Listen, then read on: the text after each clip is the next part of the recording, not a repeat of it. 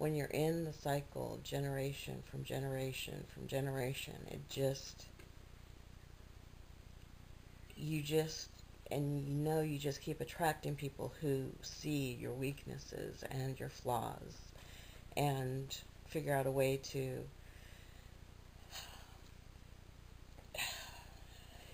take advantage of you. That's the only way I can think of it, you know, to exploit your vulnerabilities.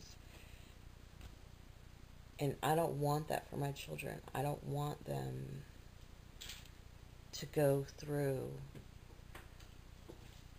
some of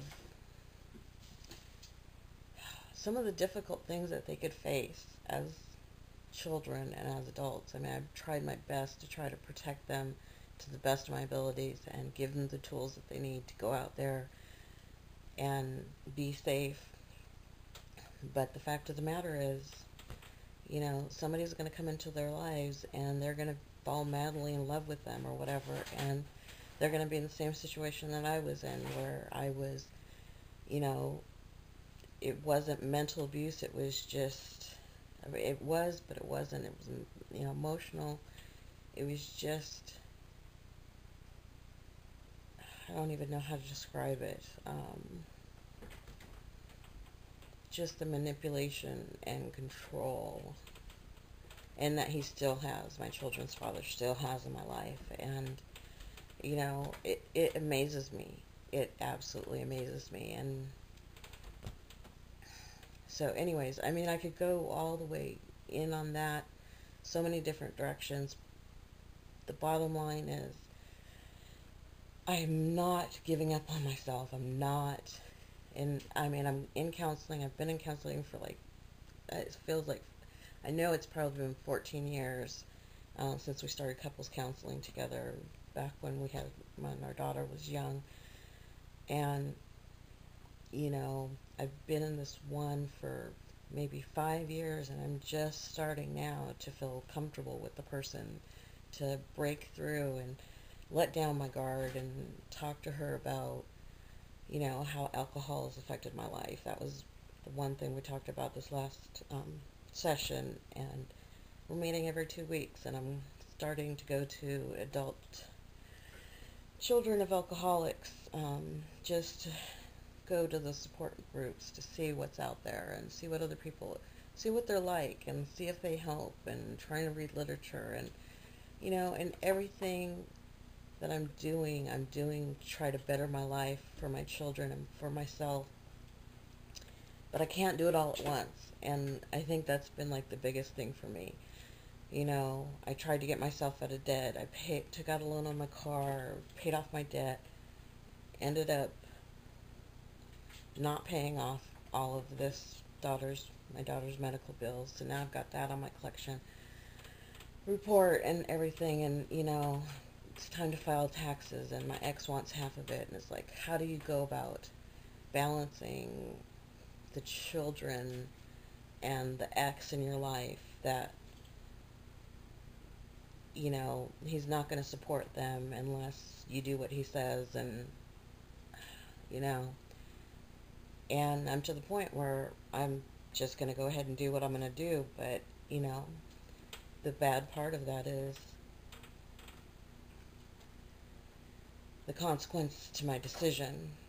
The consequences to my decision are that he will refuse to help me with supporting our kids. He will refuse 50% of the costs. He will, you know, it got to the point where he wasn't even speaking to me. We don't even speak anymore.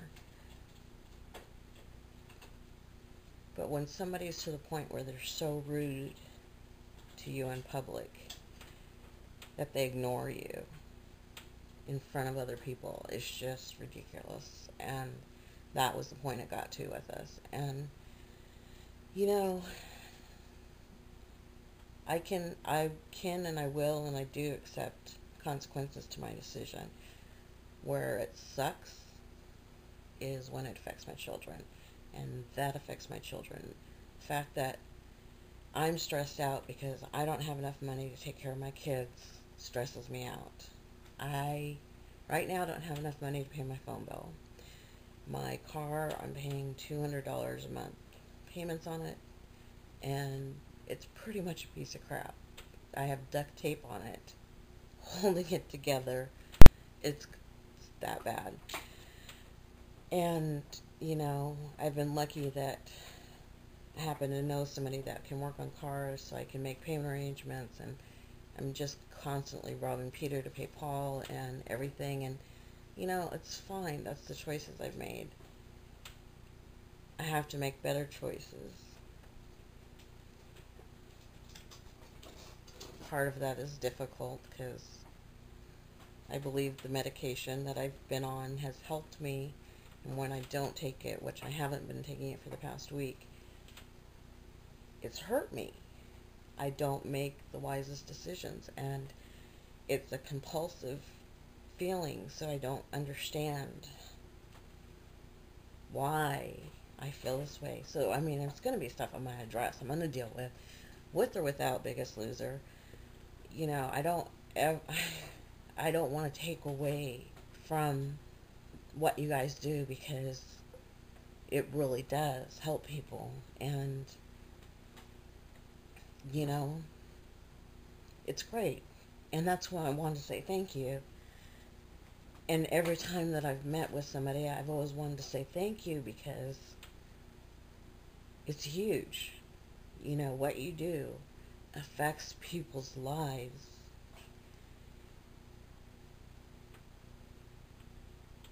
And, what I do, I was thinking about it, we all do things that we think are important to, and that we enjoy and everything. And I happen to work for Multnomah County, and so I finished an RFP for domestic violence victim services. Okay, kind of ridiculous when you think about it, because here I am in whatever kind of abusive relationship you want to call it, under the radar one, I guess. I don't even know how to describe it.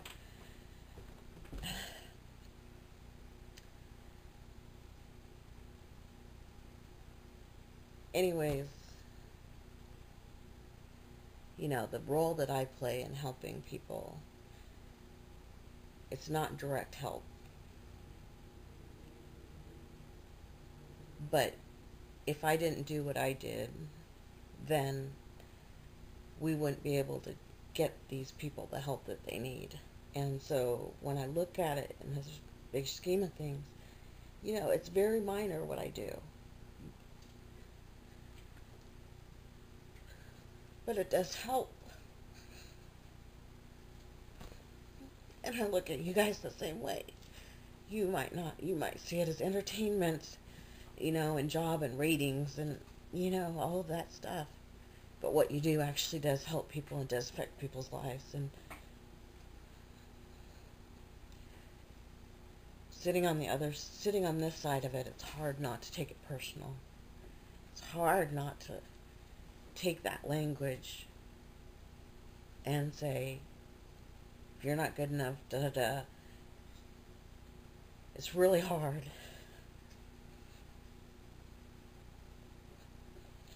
But the thing I keep reminding myself is, excuse me, my eyes are stinging, is that I am good enough, and I will do it, and I will do it. I'm not giving up, and I'm not stopping, and I have to do it. I have to do it for myself, and I have to do it for my children, and I have to do it for my granddaughters.